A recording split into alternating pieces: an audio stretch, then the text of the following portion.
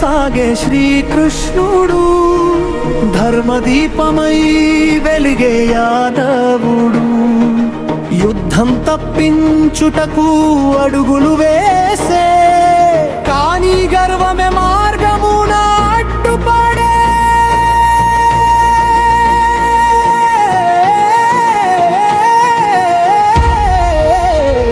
పాండవుల పక్షమున మాట నిలిపే, ధర్మరాజుకు దూతగా నిలిచే, హస్తినాపుర సభలో అడుగు పెట్టే, శాంతి వాక్యముల వర్షం కురిపించే.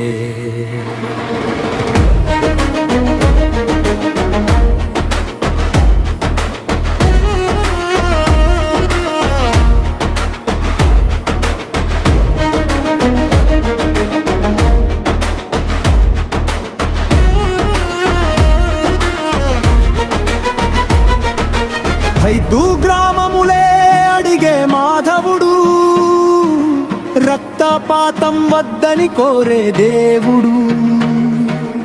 అహంకారంతో నమ్మే దుర్యోధనుడు, శాంతిని తృణీకరించే కౌరవుడు. కృష్ణుని మాటకు విలువ లేక, ధర్మానికి చోటే లేక, దుష్ట బుద్ధి పరాకాష్ఠకు చేరే యుద్ధమే గగనాకమ్మే.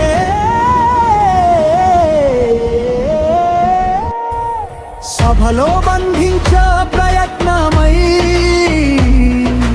విశ్వరూపమై వెలిగే కృష్ణుడై, దేవతలు స్తుతించే మహిమను చూసి, అంధగర్వం కరిగలేదు చూసి. శాంతి మార్గం మూసిన వేళ, రణభేరి మోగే వేళ, ధర్మయుద్ధానికి సిద్ధమై కాలచక్రం తిరిగే వేగమై.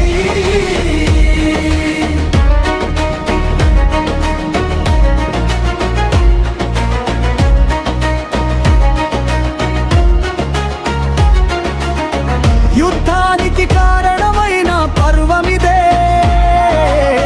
మహాభారత కథలో మలుపిదే. శాంతి విఫలమై శస్త్రమై మారే, ఉద్యోగ పర్వం చరిత్రలో నిలిచే, ధర్మమే గెలిచే దారి ఇదే.